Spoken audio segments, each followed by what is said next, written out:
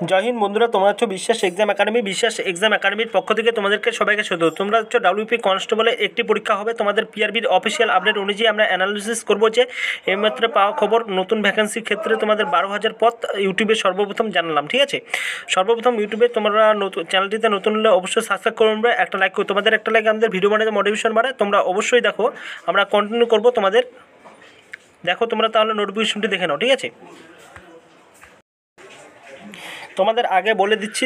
ঠিক আছে, তোমরা অবশ্যই দেখো, বিশ্বাস এক্সাম একাডেমি সবসময় সঠিক খবর প্রোভাইড করে। তোমরা জানো, অবশ্যই জানো। তোমাদের বলেছিলাম যে পেপার কাটের মাধ্যমে তোমাদের একটা বলেছিলাম যে তোমাদের যেটা হবে যে একটা পরীক্ষা হবে। ঠিক আছে, তোমাদের কিছু কিছু ইউটিউব চ্যানেল বলেছিল দুটো পরীক্ষা হবে। আমি বলেছিলাম, সর্বপ্রথম বলেছিলাম ইউটিউবে, ঠিক আছে, যে একটাই পরীক্ষা হবে তোমাদের।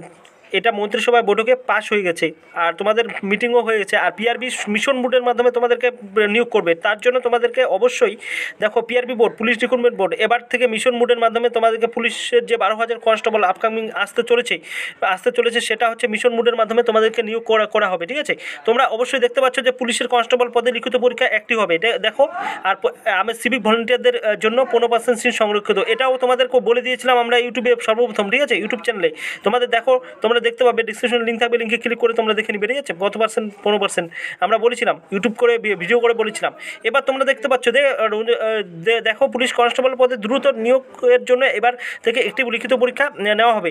প্রথমে লিখিত পরীক্ষা হবে, তাতে নির্দিষ্ট কোয়ালিফাই নম্বর পেলে মাঠ হবে। ঠিক আছে, মাঠের জন্য ডাকা হবে, তারপরও ইন্টারভিউ হবে। চূড়ান্ত তালিকা তৈরির জন্য পরীক্ষার ইন্টারভিউ নম্বর দেখে হবে। ঠিক আছে, পশ্চিমবঙ্গ কলকাতা পুলিশে কনস্টেবল পদে নিয়োগের জন্য আগের নিয়ম ছিল, প্রথমে প্রিলিমিনারি পরীক্ষা দিতে হতো, তারপরে নির্দিষ্ট কোয়ালিফাই নম্বর পেলে পরীক্ষা মাঠ, তারপরে মেন পুরস্কার দিতে হতো, তারপরে ইন্টারভিউ দিতে হতো। এভাবে তোমাদেরকে দিতে হবে না। এবার তোমরা অবশ্যই একটি পরীক্ষার মাধ্যমে তোমাদেরকে নিয়োগ করবে পিআরবি মিশন মোডের মাধ্যমে, তোমাদেরকে বলে দিয়েছে। আর বিশ্বাস এক্সাম একাডেমি সবসময় সঠিক খবর তোমরা প্রোভাইড করে, আর তোমরা অবশ্যই জানো। ঠিক আছে, এবার থেকে তোমরা অবশ্যই সাবস্ক্রাইব করে রাখো, এরকম যদি আপডেট পেতে চাও।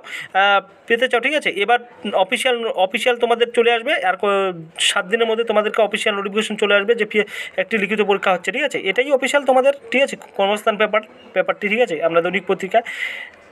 আর বেশি বেশি করে শেয়ার করো বন্ধুদের মাঝে। ঠিক আছে, বন্ধুদের এরকম যদি আপডেট পেতে চাও সাবস্ক্রাইব করে রাখো। Thank you.